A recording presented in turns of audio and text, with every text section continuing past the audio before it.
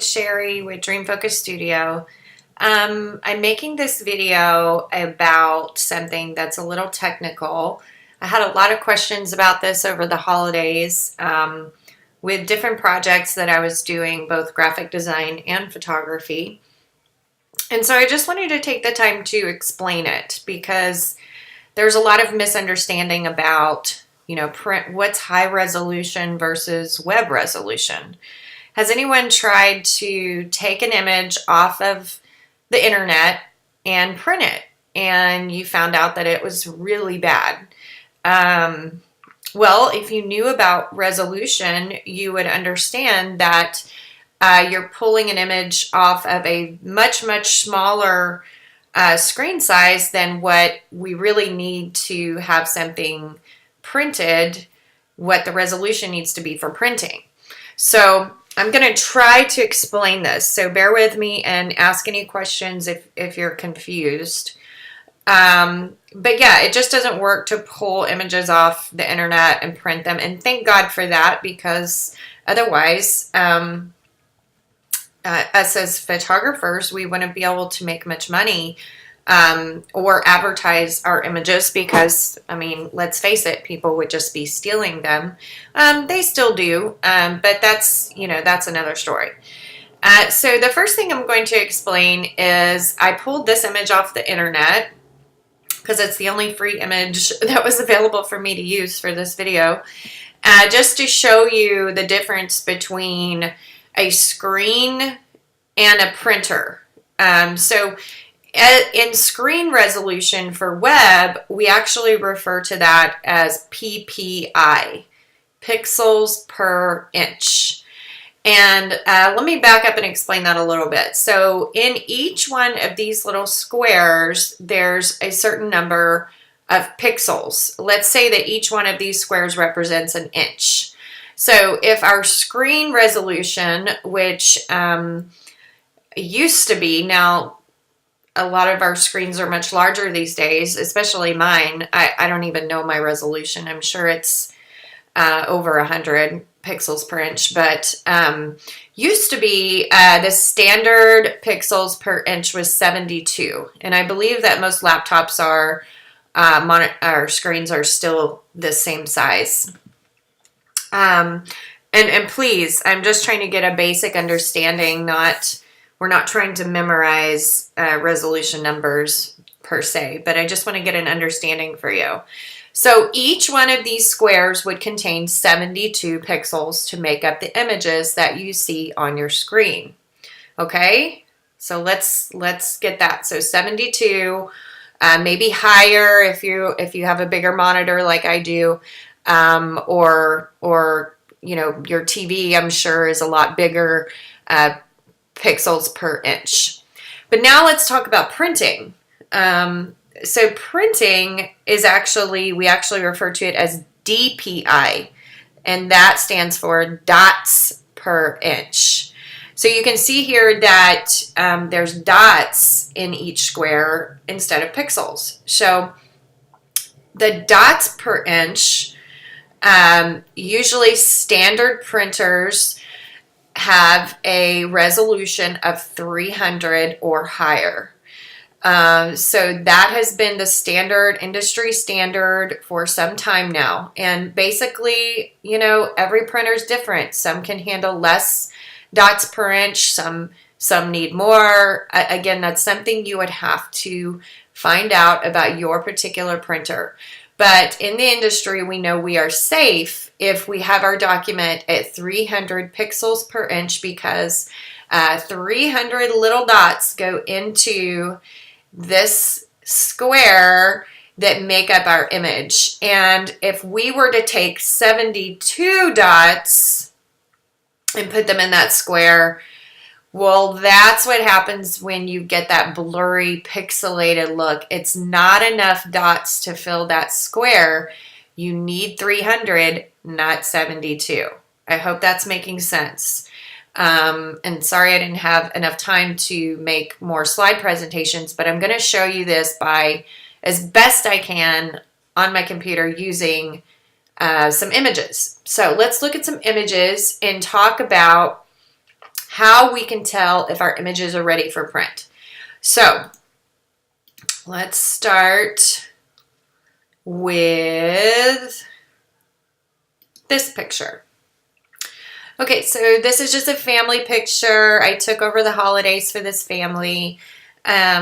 Little side story, the grandfather in this picture passed away suddenly right after the holidays. I mean, right after we took this picture. And so I'm so glad we got this image of him, because as they were rushing around to do the funeral, they did notice that they had no pictures of him by himself except this one picture in the family shot. So they reached out to me quite suddenly and asked me if there's anything I could do to make this picture into a solo picture of him. So they wanted me to crop him out. So I'm going to show you exactly what I did to kind of figure out what was the best size I could get out of this picture. Now, cropping part of him out of the rest of the picture obviously removes a lot of our pixel density. So I'm going to show you exactly what I did, and I'm going to show you the methods I use to kind of check how big things can print and so forth. And you should be able to use these techniques. So in Photoshop, we're going to go to, and I believe you can do this in Photoshop Elements. It's the same thing. It's also located in the image area. We're going to go to image and image size. Now this image was shot and edited and then exported to a JPEG. It was shot in RAW format, exported to a JPEG, which does remove some of the pixels. And so this is the biggest format. I just leave it exactly at its biggest format, and that is considered a high resolution file. So how do you know you're shooting on high resolution to begin with? Well, make sure that you're either shooting on RAW or you're shooting on your largest JPEG setting. And then you'll know that you're shooting at your largest possible file size for your camera. And a little side note, this is where we get the term megapixels. So if you've heard cameras, that have 15 megapixels versus 20 megapixels, we always think that the one with the higher megapixels is better. And what it means is basically it's fitting 20,000 pixels inside 1 inch other than 15,000 pixels. So that's the difference. And that's why more pixels gives you more clarity, more dimension, more detail. But again, once we start downsizing files and we do lose information once we flatten files and compress them to JPEGs, but that's another video. So I'm going to go up to image size, and I'm going to just look at the details that I'm given. Now, this is right away, it tells me how many megabytes this file is, which is just basically how big is this file as far as memory is concerned. It shows me the dimensions of 2733 pixels by 1822. That means that on the long edge, there are 2,733 pixels, and on the short edge, there's going to be 1,822 pixels. And it's showing that the resolution is 72, because on my camera, straight out of camera, there's no way we could view our pictures at 300 resolution because we're viewing them on an LCD screen. So our camera automatically puts them at 72 resolution so that we can see them on a screen. But that still doesn't mean you still have a lot of pixels per inch in the 72 resolution. So let's say we want to see how big can we print this image. Like, what's the biggest that I can get away with printing on my camera with some room, okay? Because, I do know some of my labs print at 250 resolution, but for safety, I always use the 300 res as my starting point to see kind of where we're at. So what I always do is this little box right here where it says resample, if we leave this checked and we start changing these numbers in here, what it's going to do is it's going to change our, it's just going to change our file, and we don't want to do that. So we're going to uncheck that. And notice how when I unchecked it, it showed me the inches for 72. Well, I'm going to take that 72 out and I'm going to put 300 in. Okay, now it's showing me that we can comfortably print a 6x9 inch picture with at the highest quality. So basically what that's saying is the best quality that I can get with getting 300 dots per inch on the printer is going to be a 6x9. Now, do I print larger than that? Absolutely. And the reason is, like I said, I work with labs that work with lower resolution points. You will have to check with your lab to see what they recommend for you to know this. It's just not one number for every printer in the world. You need to know which printer you are printing with. All right, so what we're going to do is I'm going to change this to 200 just so that you can see that if I change it to 200, my document size gets bigger. So every time I change that, it's going to get bigger. Now let's try to do actually what I did for this client. They wanted me to crop him out of the picture, and so basically I had to go in, hold on, and let's start here.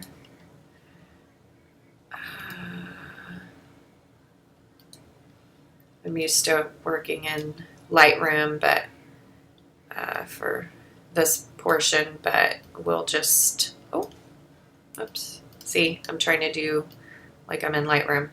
Okay, so let's just do, right, this is about where I cropped him in, and then I ended up taking the little girl's hand out of the picture so I could get the most resolution as possible. So once we crop this little section, now let's look and see how big we can print. So you notice that it dropped our resolution to 38 pixels per inch. So we already know that we have reduced the quality of our file. And when working with this client, I explained to them that they were going to get a blurry and pixelated picture, and there was nothing that we could do about it. We just had to suck it up and do that because it was a very special occasion. We didn't want to miss the opportunity of having a print of him at his funeral. But if it was a normal occasion where they were actually ordering a print from me, I would not let them walk out of my studio with a print of this man at this size. I just want to do it. So let's turn off the resampling and let's go in here and change this to 300, and you're going to see the best quality print that we can get is a 1x2, and hopefully you guys know that 1 inch by 2 inch is very, very tiny. So that's the best it can do once we crop out all that information. All right. So that's how you check. Now I imported an image from my camera from my phone, and I thought, hey, let me check this out and let's see. This is a cute picture. Over the holidays, I visited some friends at the hospital.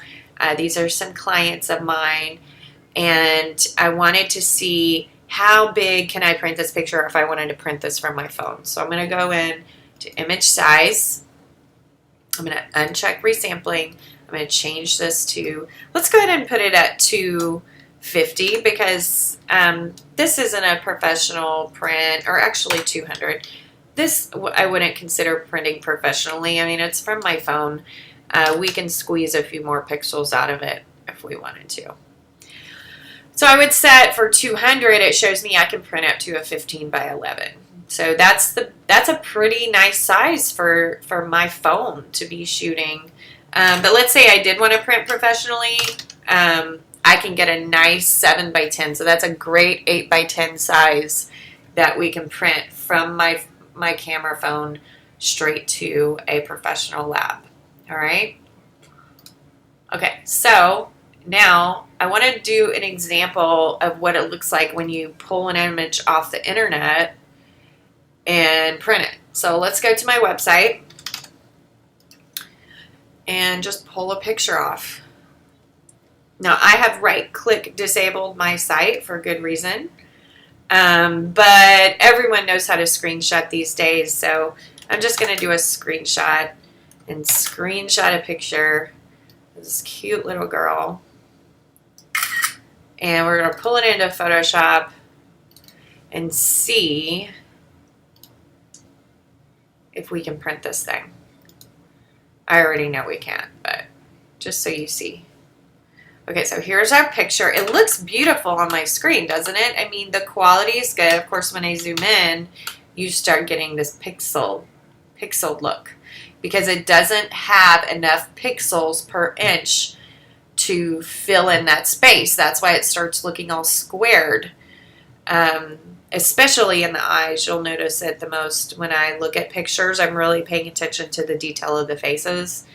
So let's go to image size, and we're going to uncheck, and we're going to go to 300.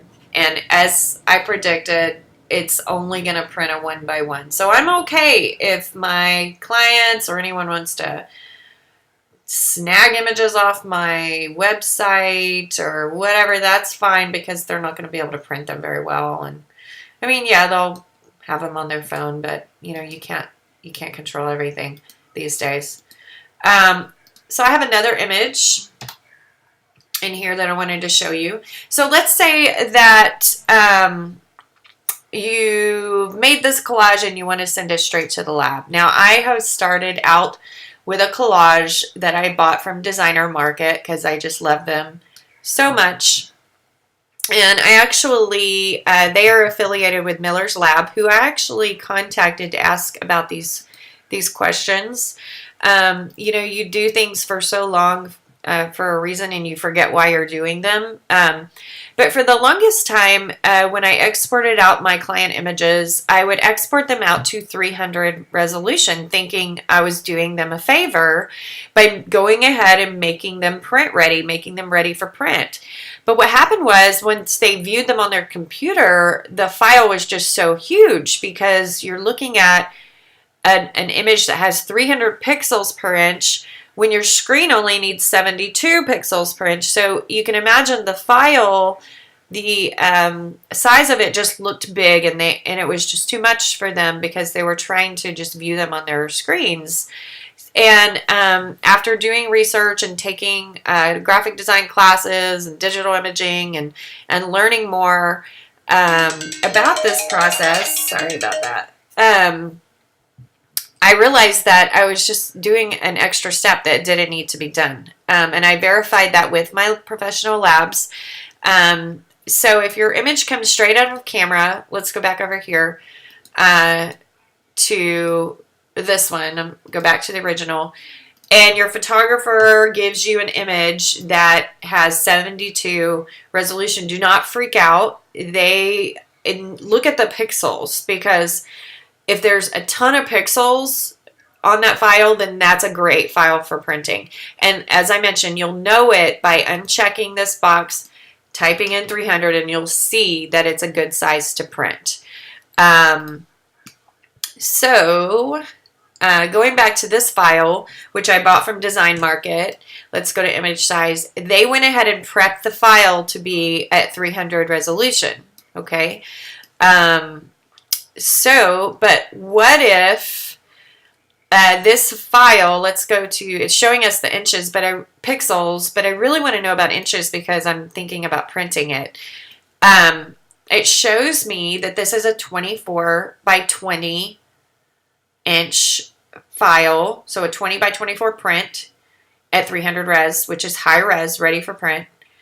But what if I want it to be smaller? Can I get away with going smaller? Of course, because then you're just going to throw pixels out. But let's say I want to go bigger. Well, if I go bigger, that's when we say we're going to stretch the pixels. So if we stretch this to 40 or 60. And notice I'm not checking this time because I am asking it to resample. Otherwise, it'll change the resolution. Then we'll start getting into some quality breakdown of this file if we try to stretch out those pixels. Okay. Actually, it looks pretty good, but I still want to test it. It's hard to tell on your screen what things are going to look like versus print. Now you can do this little trick here. You can go to your zoom tool, right click, and do a print size analysis. And this kind of shows you, okay, it's zoomed in to its print size, and you can roll around and look at it. And I can tell by looking at her face that this is not good quality. There's too much grain going on in their face and their eyes. I can see the pixels. So that was a bad move. It was made to be 20 by 24. We can reduce it in size, but we cannot enlarge it in size. So let's say I want to bring it down to a next size, but I'm not sure what size I want to go to. I do know the next size down is a 16 by 20. So let's see if I just type in, leaving this checked, because we don't want the resolution to change. If I type in 20, then yes, we're going to get a 16 by 20, and it'll cut off this extra 0.667 inches in the printer. Let's also check 11 by 14. Yes, 11 by 14 works beautifully. So now we know that we can definitely comfortably print this at a smaller size, but we don't want to risk it and print any larger because we just don't have enough pixels to fill that space. Now, you'll notice that I use dots and pixels interchangeably, and a lot of people do. You may be talking to somebody about a print, but you're still saying dots per inch, or you may be talking to somebody about, pixels per inch, see, or you may be talking to somebody about a web size file, but you're saying dots per inch. And that's just, they're just interchangeable because we know that we're referring to the same thing. It's just pixels are on the screen and the dots are obviously the ink of the computer or the printer. And, if you're really getting into photography or graphic design or something, it would behoove you to take a digital imaging class or something that breaks these concepts down, because once you understand this concept, you just kind of know what to do going forward. You know that things will work in print or that they won't work in print. I don't waste my time exporting out files to 300 because I know that the printers are going to make up for that, and they're going to go ahead and recalibrate that resolution to 300 for me. So I don't have to waste my time making all these extra steps because I know for a fact that my camera is printing at a certain print size very, very comfortably and at a great quality. So I hope you learned something, and if you need help with this, please don't hesitate to reach out to me. You can message me on my Dream Focus Studio Facebook page. Feel free to join us at a photography workshop, and you can email me at Sherry, SHERRY, at dreamfocusstudio.com. Thanks.